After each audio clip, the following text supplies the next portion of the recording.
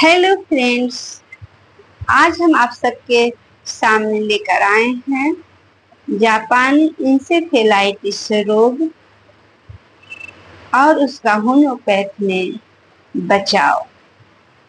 जापानी इंसेफेलाइटिस रोग है क्या, आइए जानते हैं। जापानी इंसेफेलाइटिस रोग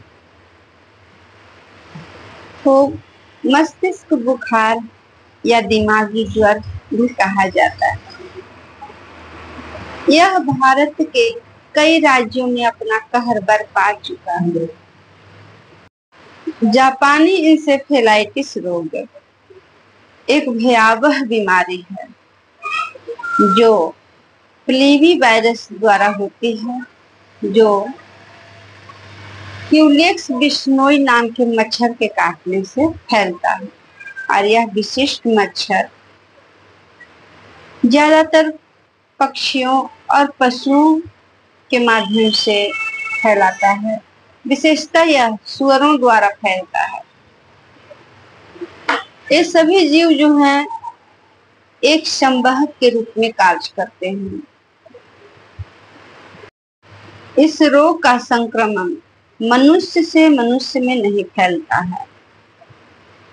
इसका सर्वाधिक प्रकोप पूर्वी भारत में मई से लेकर अक्टूबर तक के होता है और दक्षिण भारत में अक्टूबर से दिसंबर तक होता है। वर्षा ऋतु तथा मच्छरों के अत्यधिक संख्या इसके फैलने में मददगार साबित होती है। यह रोग 15 साल से नीचे के बच्चों में ज्यादातर होता है। ज्यादातर वे बच्चे इससे प्रभावित होते हैं जिनके अंदर रोग प्रतिरोधक क्षमता बहुत कम होती है और वे अधिक संवेदनशील होते हैं और जो अस्वस्थ होते हैं। ऐसे बच्चों में ज्यादातर फैलता है ये रोग।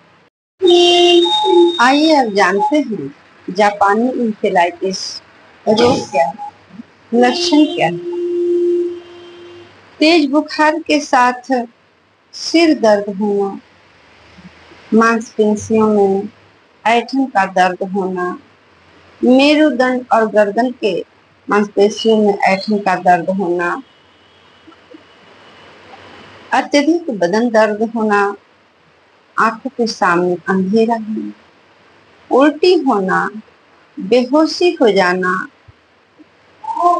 और आंखों के कई प्रकार की परेशानियां उत्पन्न हो जाना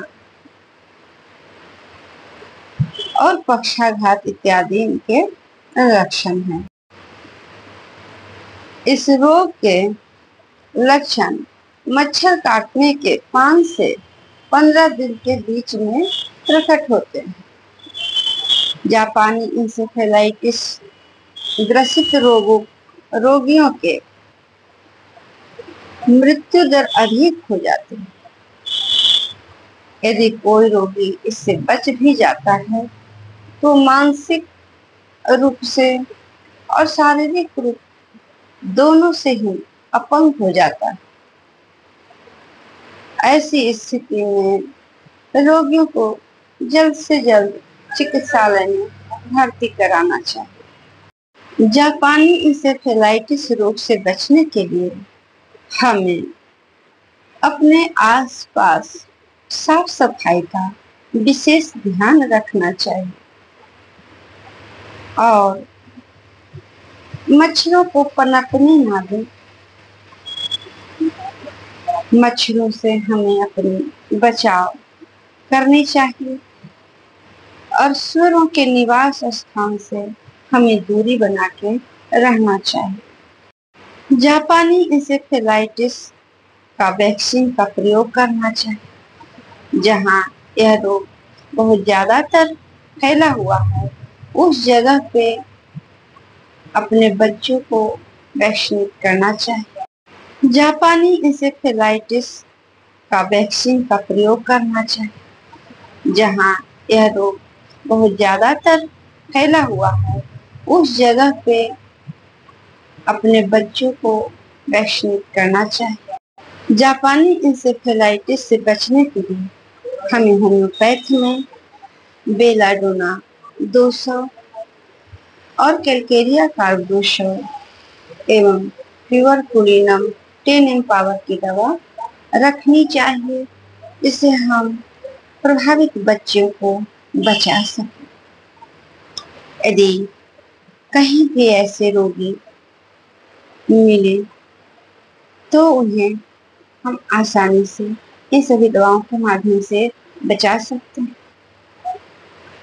तो ये सब दवा यदि इन लक्षणों के आधार हो, यदि जापानी इंसेफेलाइटिस का प्रभाव हो, तो इन दवाओं का सेवन होम्योपैथ के प्रशिक्षित डॉक्टरों के सलाह पे अवश्य दें और इन रोगों से निजात पाएं।